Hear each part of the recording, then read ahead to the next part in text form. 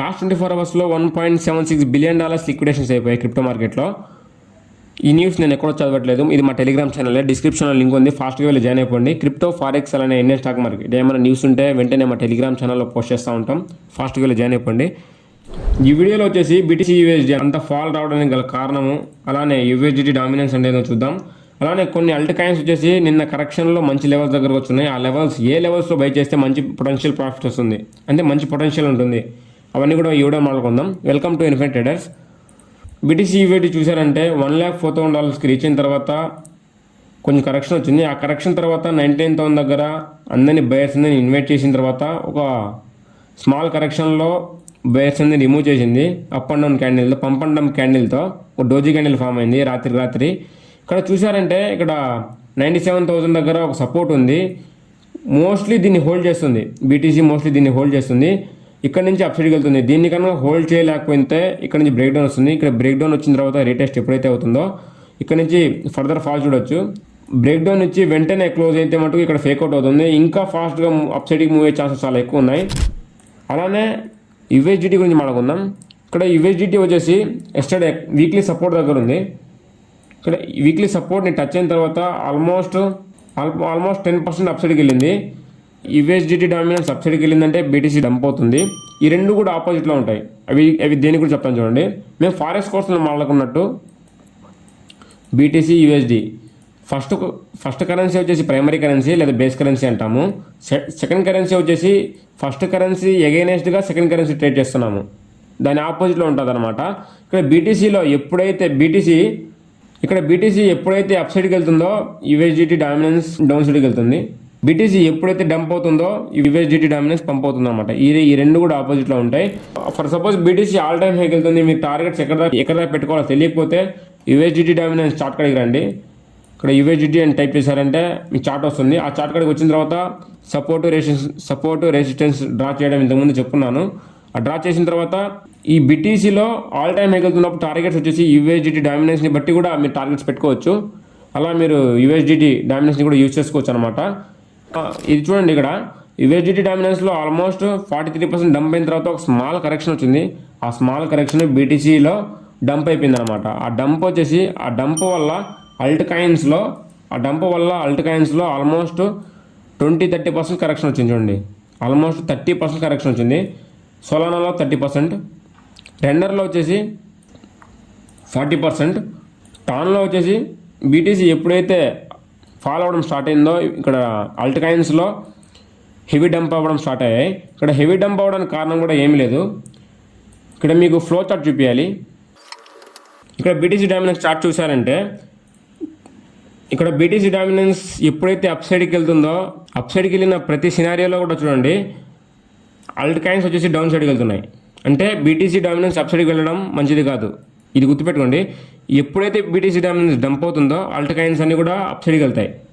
ఇది ఒకటి గుర్తుపెట్టుకోండి, BTC డామినెన్స్ ఎప్పుడు కూడా నెగిటివ్లో ఉండాలి. ఓకే, ఇక్కడ BTC డామినెన్స్ గురించి కూడా మాట్లాడుకుందాం. ఇక్కడ BTC డామినెన్స్ గురించి మాట్లాడుకుంటే వీక్లీ టైం ఫ్రేమ్లో కరెంట్లీ ఇప్పుడు రెసిస్టెన్స్ దగ్గర ఉందన్నమాట. దీన్ని ఇక్కడ వీక్లీ టైం ఫ్రేమ్లో రెసిస్టెన్స్ దగ్గర ఉంది. 10 బ్రేక్ డౌన్ వచ్చేసింది. వీక్లీ టైం ఫ్రేమ్లో 10 బ్రేక్ డౌన్ కన్ఫర్మేషన్ వచ్చింది. కన్ఫర్మ్గా బేరిషే, కానీ దానికంటే ముందు ఒక స్మాల్ పుల్ బ్యాక్ వచ్చింది. ఆ స్మాల్ పుల్ బ్యాక్లో 30-40% కరెక్షన్ వచ్చేసింది అల్ట్ కాయిన్స్లో. ఇది కూడా మంచిదే అనమాట. ఎప్పుడైతే కరెక్షన్ వచ్చిందో అక్కడ నుంచి ఇంకా హెవీ పంప్ అయ్యే ఛాన్సెస్ చాలా ఎక్కువ ఉన్నాయి.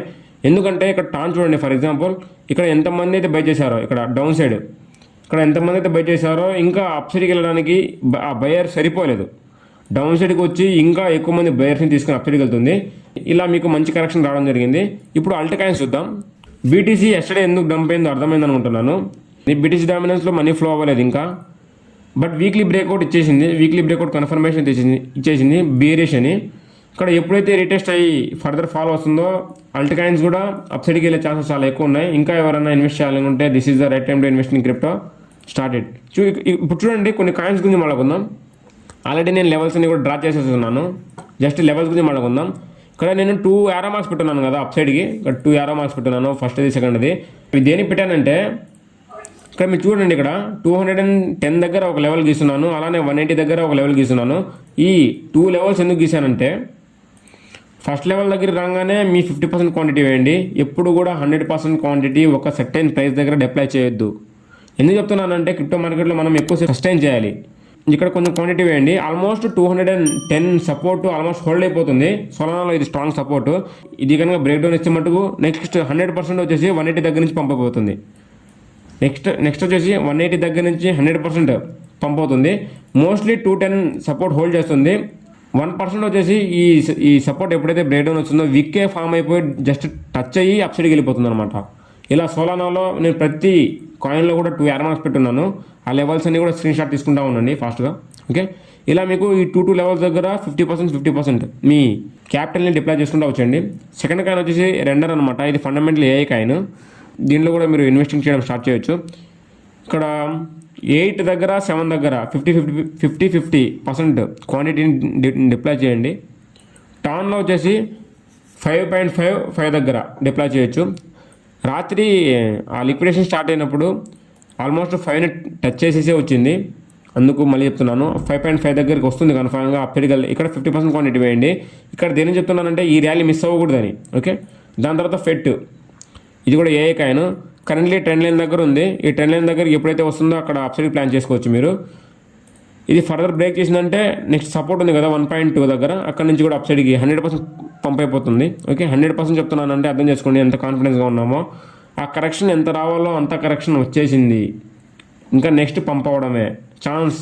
ఓకే, బీటీసీ డామినెన్స్ కూడా కరెక్షన్ ఇచ్చేసింది. లాస్ట్ ఎంత అయితే ఫాల్ అయిందో అంతా కూడా కరెక్షన్ అయితే ఇచ్చేసింది. ఇక్కడ చూడండి, ఇక్కడ బీటీసీ డామినెన్స్ గురించి మాట్లాడుకుంటే almost back to back candles పడ్డాయి 11% దాకా. దాని తర్వాత ఒక స్మాల్ కరెక్షన్. మీరు ఫిబొనాచి టూల్ని కూడా అంటిస్తే 50% కరెక్షన్ ఎనఫ్. ఇక్కడ 50%ని కూడా టచ్ అయింది. ఇక్కడ నుంచి ఒక డౌన్ సైడ్కి మూవ్ అయ్యే ఛాన్సెస్ చాలా ఎక్కువ ఉన్నాయి. దాని తర్వాత కాయిన్ వచ్చేసి సూయి. ఇక్కడ సూయి కూడా ఒక డీసెంట్రలైజ్డ్ ఎక్స్చేంజ్. దీన్ని కూడా మీరు మీ పోర్ట్ఫోలియోలోకి యాడ్ చేసుకోండి ఫాస్ట్గా. ఇక్కడ బ్రేక్అవుట్ అయింది, రీటెస్ట్ కూడా కంప్లీట్ అయిపోయింది. ఎప్పుడైతే ఇక్కడ 3.8 బ్రేక్అవుట్ చేస్తుందో this is the good opportunity in SUI. మీరు ఈ కాయిన్ని $10 దగ్గర చూడొచ్చు అనమాట. $10 ఈజీగా వెళ్ళిపోతుంది. ఫాస్ట్గా ఇన్వెస్టింగ్ చేయడం స్టార్ట్ చేయండి. దాని తర్వాత ఐసీపీ, ఇది ఫండమెంటల్ కాయిన్. ఇది ఒకే లెవెల్ ఇచ్చాను ఎందుకంటే ఆల్రెడీ లిక్విడేట్ అయిపోయాయి. కానీ ఇంకొంచెం డౌన్ సైడ్ ఫర్దర్ ఫాలో వస్తే అప్పుడు మీరు బై చేసుకోవచ్చు నీట్గా. దాని తర్వాత ఇథీరియం అనమాట. ఇథీరియంలో వచ్చేసి కరెంట్లీ వచ్చి 3700 దగ్గర ఉంది. 3500, 3600 ఎస్టర్డే లిక్విడేట్ అయింది. దాని నుంచి ఇంకొంచెం లిక్విడిటీ స్వీప్ అయిన తర్వాత అప్సైడ్కి వెళ్ళే ఛాన్సెస్ చాలా ఎక్కువ ఉన్నాయని దాని కింద డ్రా చేశాను. ఓకే, ఇంకా ఏమైనా డౌట్స్ ఉంటే చెప్పండి. అల్ట్కాయిన్స్లో ఇన్వెస్ట్ చేసేటప్పుడు మెయిన్ చూడండి, ఇక్కడ రిస్కీ ఇది. మీరు అల్ట్కాయిన్స్లో ఇన్వెస్ట్ చేసేటప్పుడు లెవరేజ్ 5 కంటే ఎక్కువ పెట్టద్దు, 5x పెట్టండి. దేని చెప్తున్నానంటే ఎస్టర్డే అంత ఫాల్ వచ్చింది కదా, అంత ఫాల్ అవడానికి కారణం వచ్చేసి ఎవరైతే ఎక్కువ లెవరేజ్ పెట్టి బై చేశారో వాళ్ళందరినీ రిమూవ్ చేసేదానికి మార్కెట్ ఒక స్మాల్ కరెక్షన్ ఇచ్చింది. అలా మీరు కూడా ఎక్కువ లెవరేజ్ పెట్టొద్దు, 5x పెట్టండి చాలు. 5x కూడా వద్దు. ఎవరికాడైతే ఎక్కువ క్యాపిటల్ ఉందో వాళ్ళు స్పాట్లో కొనండి.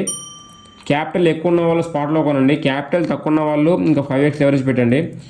దీనికంటే ఎక్కువ పెట్టొద్దు. ఆ లిక్విడేషన్స్ అయిపోయే ఛాన్సెస్ చాలా ఎక్కువ ఉన్నాయి ఇప్పుడు. ఎందుకంటే ఈ బుల్ రన్ ముందు వీక్ హ్యాండ్స్ రిమూవ్ చేస్తుంది. వీక్ హ్యాండ్స్ వచ్చేసి ఎవరికాడైతే తక్కువ క్యాపిటల్ ఉందో స్మాల్ ఫాల్ అవడం వల్ల కూడా మీ అకౌంట్ బ్లో అయిపోయే ఛాన్సెస్ చాలా ఎక్కువ ఉన్నాయి.